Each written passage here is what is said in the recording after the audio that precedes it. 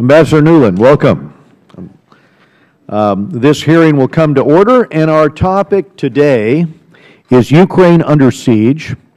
And Ukraine is under siege by Russia at this moment, and unfortunately, the response to Russia's aggression by the administration has been quite tepid.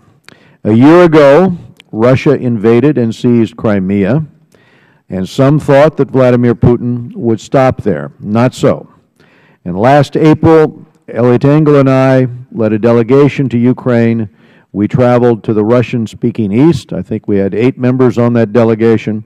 We went into Dnipropetrovsk, which is bordering Luhansk and Donetsk. And I have to share with the members here that the many Ukrainians that, and these are Russian-speaking Ukrainians in the Far East, that Mr. Engel and I met with, wanted to be Ukrainians. They did not want to be separatists. We spoke to the women's groups there, to the lawyers' groups, civil society, the Jewish group, various ethnic minorities, the governor, the mayor. At Passover, Mr. Engel spoke at the largest Jewish community center in Eastern Europe, largest synagogue. And I can just share with the members here what Alan will attest to. The attitude was, one of the thoughts shared with us is it seems that Russia has recruited every skinhead and every malcontent in the Russian-speaking world and are trying to bring them into the East. And they said, we're holding them in the brig here until hostilities are over because we can spot them. But they're coming in from Russia in order to try to overthrow our government. And so we've seen this situation where Moscow moved from annexing Crimea to aggressively supporting militant separatists in eastern Ukraine and indeed bringing Russian troops into the country. And Russia may now try to secure a land bridge to Crimea. That is the great concern here. That was the worry we heard, that they would further expand this conflict, that they might try to seize the strategic port of Mariupol. Now, when we talk to the UN agencies on the ground, they count over 6,000 civilians who have been killed in this conflict. There are 1.7 million Ukrainians that have now been made refugees. To date, the actions taken by the U.S. and our EU allies, including economic sanctions and aid and diplomatic isolation, have not checked Putin. Indeed, over the past year, he has become bolder, even menacing NATO countries as he seeks to divide the alliance.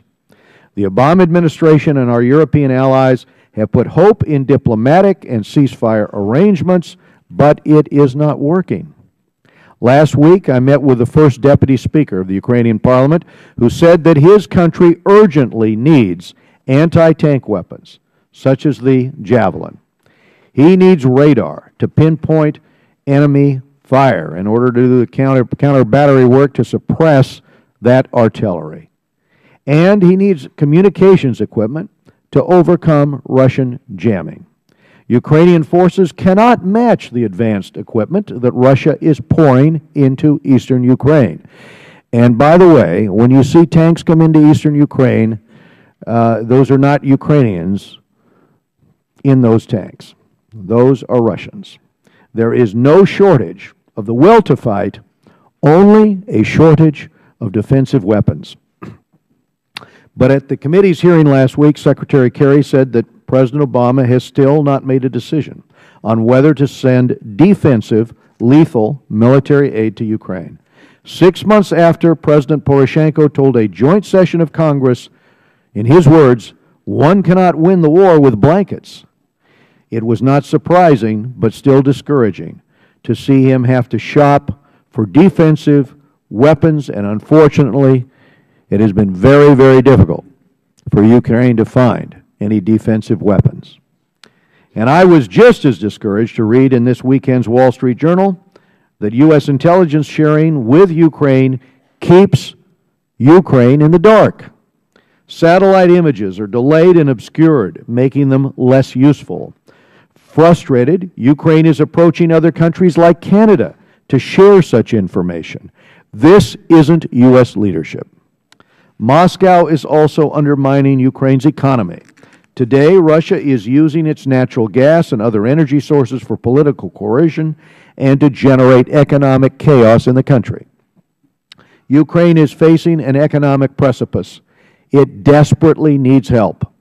Meanwhile, Russia is winning the battle on the airwaves, and they are doing it by broadcasting out conspiracy theories and propaganda. Anyone who's monitored what's been up on the air is well aware that this propaganda is offensive, is aimed at sowing confusion and undermining opposition to its aggression in Ukraine and elsewhere. But we are barely in the game of countering this with the facts.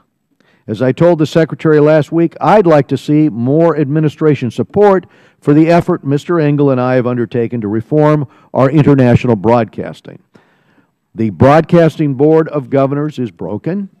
If we can't begin to change minds, then the struggle over Ukraine today will become a generational struggle for the future of Eastern Europe. Ukraine's fate has security implications for well beyond its borders. Now, we passed this bill into the Senate last year. We were not able to bring it up and get it out of the Senate. We did not have the administration support for it.